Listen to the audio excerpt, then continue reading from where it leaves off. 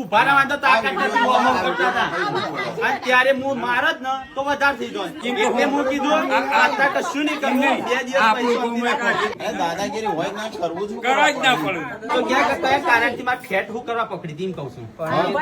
તો કારણ અરે પણ તારા પપ્પાને તો તે પૂછ્યું હશે કે એમ પપ્પાએ એને કોકને કીધું કે એના પપ્પાને. આવા એ મારો હાથ પકડ્યો. વાંચ્યો અમે પકડ્યો. હવે એવી તો મારે હવે 70 મેસેજ આવશે, કદી રિપ્લાય નહીં આવતો. એવું લાગતું હોય તો 2-3 ગાડીઓ લઈને આવો.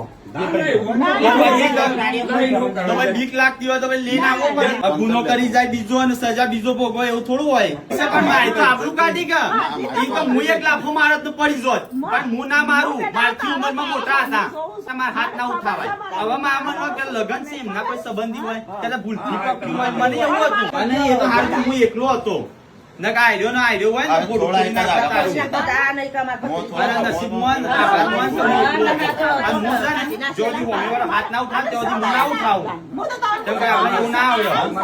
મારા તો મારું ના કરે ને, મેં જોડી મારું કાયદા કાનૂન બધું કઈ રીતે થાય. એ બે પેલા તમસી છે ને એના તને ગોળું ફોડી નાખે અને હોય તો હંતાઈ જાય ને જગ્યાએ 108 માં હોય.